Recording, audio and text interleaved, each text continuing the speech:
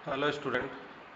आज के इस वीडियो ट्यूटोरियल में हम लोग बात करेंगे binary file in Python. Last video में मैंने आप लोगों से शेयर किया था कि कैसे टेक्स्ट फाइल में काम करते हैं, टेक्स्ट फाइल में कैसे डाटा को राइट करते हैं, टेक्स्ट फाइल से डाटा को रीड करते हैं, टेक्स्ट फाइल ओपन करते हैं, कैसे क्लोज करते हैं और various text file based operation. और आज हम लोग जानेंगे कि बाइनरी फाइल कैसे क्रिएट करेंगे, राइट करेंगे, उसमें रीड करेंगे। तो बाइनरी फाइल सबसे पहले एक बार रिकैप कर ले कि होता क्या है। बाइनरी फाइल में हम इमेजेस, वीडियो, साउंड और पाइथन के जो डाटा स्ट्रक्चर है जैसे लिस्ट, डिक्शनरी, टपल्स और नंबर को एज इट इज रखते हैं। अगर मुझे कभी कोई फाइल ऐसा फाइल चाहिए जिसमें कि डिक्शनरी, टपल, लिस्ट और इमेज, वीडियो, साउंड वगैरह सेव करना हो, तो मैं टेक्स्ट फाइल को सेलेक्ट ना करके बाइनरी फाइल को सेलेक्ट करूंगा। वैसे लास्ट जब वीडियो ट्यूटोरियल में मैंने आप लोगों को टेक्स्ट फाइल में लिस्ट, डिक्शनरी और टपल भी सेव करके दिखाया था with the help of right line function. लेकिन वहां पर जो मैंने सेव किया और बाइनरी में, दोनों में अंतर ये होगा कि जब हम कोई लिस्ट, डिक्शनरी या टपल को टेक्स्ट फाइल में सेव करते हैं तो वो ऑटोमेटिकली स्ट्रिंग में कन्वर्ट हो जाता है। उसका स्ट्रक्चर लिस्ट के जैसा नहीं होता, डिक्शनरी और टपल के जैसा नहीं होगा, वो उसको कन्वर्ट करके सेव कर देगा। मैं आपको प्रैक्टिकल के द्वारा इसको दिखाऊंगा। और जब हम बाइनरी फाइल में रखते हैं तो जैसे वो लिस्ट, डिक्शनरी, टपल है वैसे ही उसी फॉर्म में, उसी स्ट्रक्चर के साथ वो बाइनरी फाइल में सेव कर देता है। अब बात आता है कि बाइनरी फाइल में कैसे काम करेंगे। तो स्टूडेंट, बाइनरी फाइल में काम करने का भी तरीका टेक्स्ट फाइल के जैसा ही है। आपको करना क्या है, पहले फाइल को ओपन करना है। ओपन करने के बाद उसमें रीड या राइट या एडिशन, अपडेशन, डिलीशन, कोई भी एक मेथड जिसके लिए आपने फाइल को ओपन किया है वो काम करेंगे। काम करने के बाद फाइल को क्लोज कर देंगे। बस जो टेक्स्ट फाइल में हम करते थे वही बाइनरी फाइल में हम वैसे ही काम करेंगे। लेकिन यहां पर थोड़ा सा बाइनरी फाइल में डिफरेंट वे में हमें काम करना है। बाइनरी फाइल में जो भी रीड, राइट या फिर एडिशन, डिलीशन, मॉडिफिकेशन होगा वो अब एक स्पेशल मॉड्यूल के द्वारा होगा जिसको कि पिकल बोलते हैं। Pickle, why we required pickle module. तो याद रखना है, पिकल मॉड्यूल पाइथन में बाइनरी फाइल में, बाइनरी फाइल को क्रिएट करने के लिए, बाइनरी फाइल में डाटा को रीड राइट करने के लिए या एडिशन डिलीशन करने के लिए यूज होता है। अगर मैं पिकल मॉड्यूल का इस्तेमाल नहीं करूंगा तो बाइनरी फाइल ना तो क्रिएट होगा, ना ही बाइनरी फाइल में कोई भी हम ऑपरेशन कर पाए। छोटे छोटे एक दो वर्ड्स हैं जिनका मीनिंग हम लोग को जान लेते हैं before going to practical. Unpickling मतलब क्या होता है? अनपिकलिंग का मतलब है कोई भी डाटा रीड करना बाइनरी फाइल से, और पिकलिंग का मतलब होता है बाइनरी फाइल में डाटा को सेव करना, राइट करना। अब बाइनरी फाइल को ओपन करने और क्लोज करने का फंक्शन सेम है जो हम लोग टेक्स्ट फाइल में करते थे।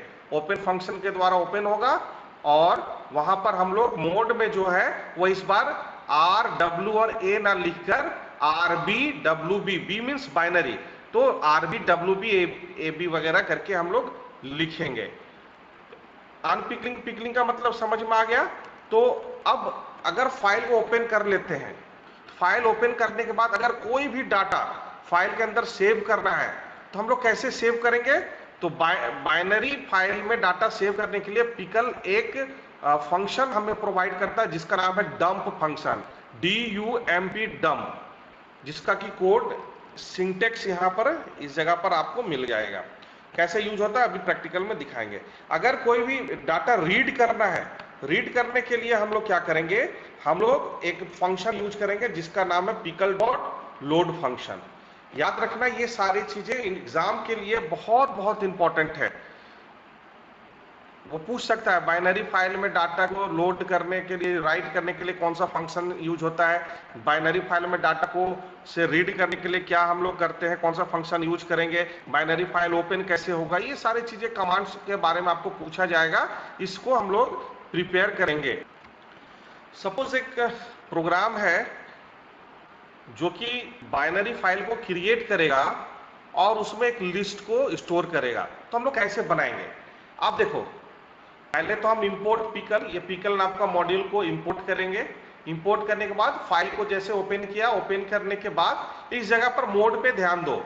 मोड में मैंने क्या लिखा है, चूंकि ये राइट करना है तो W लिखा, लेकिन कैसे फाइल में, बाइनरी फाइल है इसलिए यहाँ पर B डाल दिया, तो WB। अगर ये टेक्स्ट फाइल होता तो सिर्फ और सिर्फ W से काम हो जाता हमारा। और देखो एक लिस्ट है, जिसका ये लिस्ट है जिसको कि ऐड करना है। तो मैंने क्या किया, सिंटेक्स को ध्यान से देखना, पिकल के अंदर में डंप नाम का जो फंक्शन है उसमें लिस्ट को फाइल पास कर दिया, और साथ में जिसमें फाइल ओपन हुआ था वो वेरिएबल पास कर दिया, और फाइल को क्लोज कर दिया, ये रन कर जाएगा। जैसे इसको कोडिंग के द्वारा देखते हैं। ओपन कोई एक फाइल ले लेते हैं जिसको अभी क्रिएट कर लें, b.bin एक्सटेंशन ध्यान रखेंगे। और अभी हम लोग क्या करेंगे, राइट करने के लिए इसको ओपन कर रहे हैं, चूंकि ये बाइनरी है इसलिए बी भी देना जरूरी है, और हमने इसे बंद कर दिया। अब क्या है, किस चीज को राइट करना है? सपोज मेरे पास एक L1 नाम का लिस्ट है जिसके अंदर में कुछ डाटा है।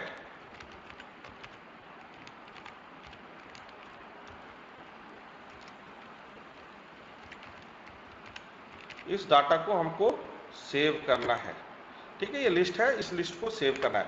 तो सेव करने के लिए क्या करेंगे, पिकल डॉट डंप फंक्शन का इस्तेमाल करेंगे। ये एग्जाम के पॉइंट ऑफ व्यू से इंपॉर्टेंट है। ये दो पैरामीटर लेता है, एक तो जिसको लिखना है, ये लिस्ट को लिखना है, और दूसरा जिस फाइल में लिखना है। जैसे एफ b.bin में लिखना है वो एफ में है, इसीलिए एफ किया। और ध्यान रखें जब भी फाइल हो, बाइनरी फाइल को जरूर क्लोज कर दें, एफ डॉट। जब ये प्रोग्राम आपका रन कर जाएगा,